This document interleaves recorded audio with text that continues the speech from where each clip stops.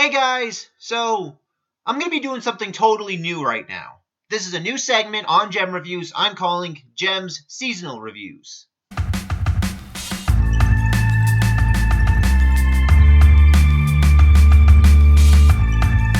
Now I've had this idea for a while, but I've never had the opportunity to actually do this until now.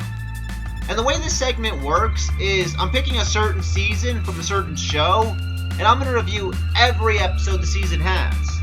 And I'm going to rank them using my gem scale, which, so far, I've only used once. Now each episode is going to get its own review episode, and I'm more than likely not going to make this a linear thing. It's going to be more of an every other video kind of deal.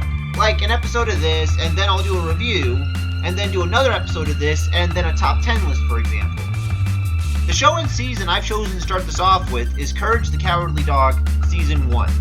Now, let me know how you guys feel about this, because if you want this to become a constant thing on this channel, I'm more than happy to keep it going. And also, let me know what show and season you want me to do for the second installment of this. Now, let's get this first review of this new segment started. So the first episode is Night at the Katz Motel, which focuses around Muriel, Eustace, and Courage going to a creepy motel while on vacation. This looks like a crummy place to end a crummy vacation. Well, Courage is obviously frightened by the place and latches on to Eustace. Well, Eustace is handling that pretty well. I mean, you would assume he'd pull Courage off and throw him out of the car or something. I guess this was before Eustace became such a one-dimensional grouchy old man. While checking in, they meet the owner of the Katz Motel, Katz. Welcome to the Katz Motel. I'm Katz. I don't know about you guys, but I personally love this guy. I mean, he's got this Tim Curry-esque charm to him, and I love the way he talks and acts. It's like a very charming sociopath almost. So it's a really nice villain to start off with. Katz tells him that there are no dogs allowed in the hotel, so Eustace ties Courage up outside. Kaboom! No ooga booga booga?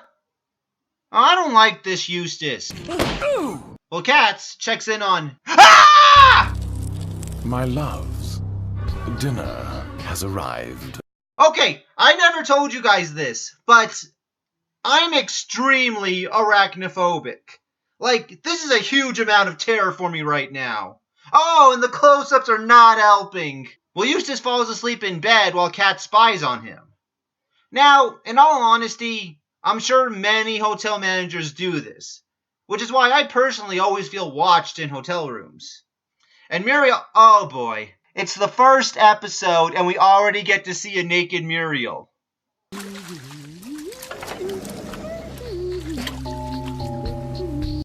Okay, now that's creepy. Nice to know you're into that kind of stuff, Katz. Later on, Katz sets one of the spiders loose on Courage. Oh god, that is horrifying. I would scream like that too. And Courage tries to get free, but the leash is apparently made out of solid iron.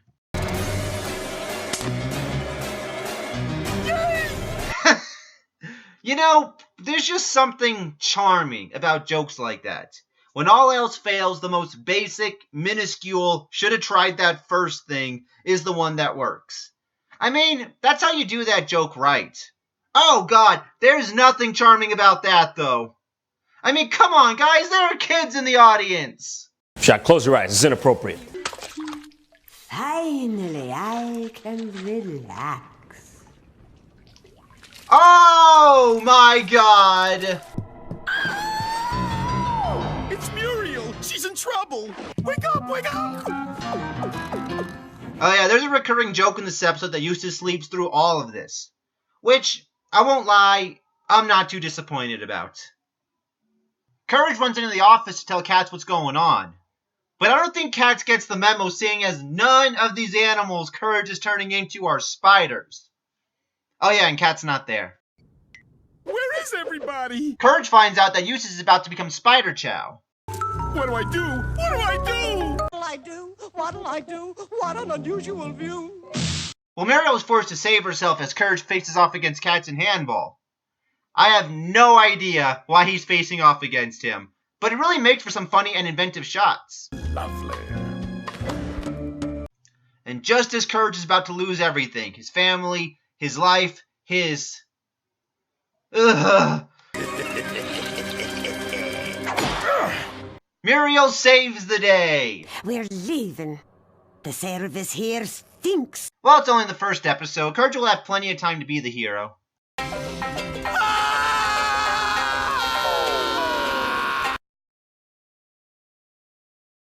So, what do I think about this episode?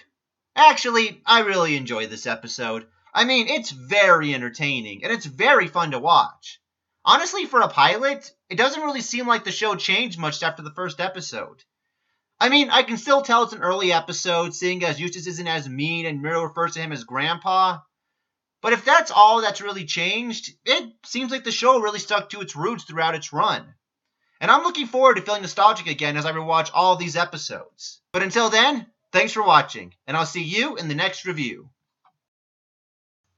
So guys, at the time of making this video, I ended up hitting 400 and 500 subscribers. I'm very grateful to you guys for making this channel grow at the pace it is. I mean, it means the world to me. And I guess I'll tell you now, my 500 subscriber special is going to be my top 10 best episodes of pre-movie SpongeBob. And really, I want to thank you guys for helping me so much with my reviews. Whether it be by leaving me suggestions, giving me positive feedback, and even pointing out the things I did wrong. As a thank you for getting me to 400 subscribers, I'm going to talk about a certain muck-up I had in the first part of my top 10 worst Family Guys list while I was talking about Play It Again Brian. Well, Brian, of course, apologizes for what he did, and Lois reveals this. Well, it's not like I haven't thought about it. Really? Once again, the episode is trying to make Brian look like the good guy, but instead, they just make Lois look like a disgusting pervert who's into bestiality. Yeah, that's a horrible argument. I mean, one, that's actually hypocritical now, seeing as one of the episodes on my top 10 best Family Guys list had this as a fucking plot point, and I didn't critique it at all. So, it was not only wrong to critique it in the episode because it's hypocritical, it's wrong to critique it because it actually is considered normal in this universe. A much better analogy I could have made would have been something like how this doesn't bring sympathy back to Brian because he still attempted to rape her even though she kept saying no. And that her saying she's thought about it before does not justify his actions.